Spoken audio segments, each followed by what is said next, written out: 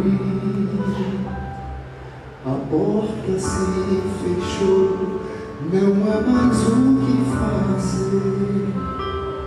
O tempo enfim chegou, Cristo volta e diz: hoje comprei, quero estar com você,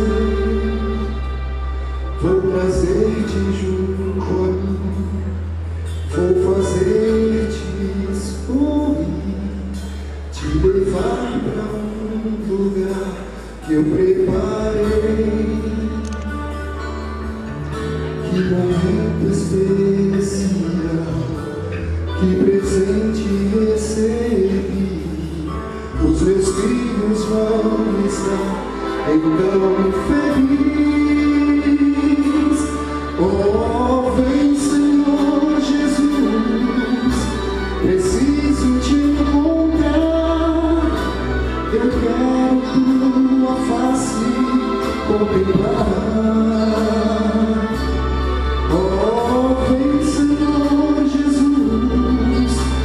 Nos leva para o lar, eu quero tua face contemplar, morar no eterno lar.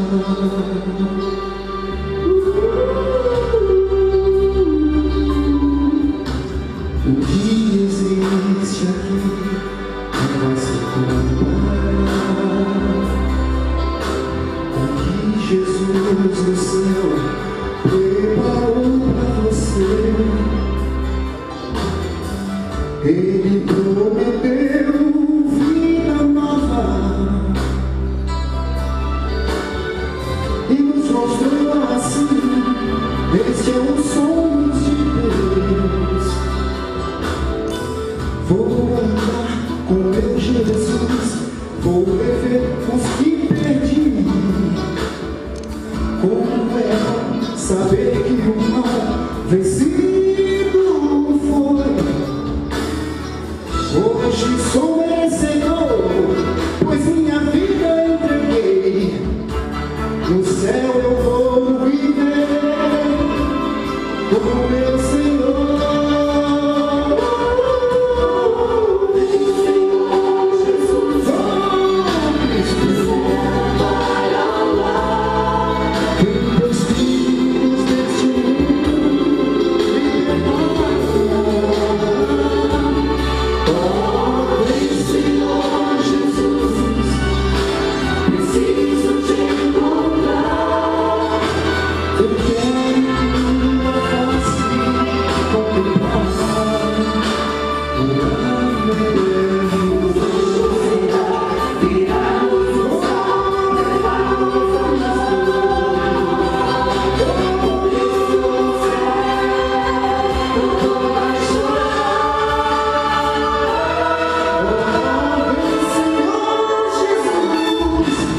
Preciso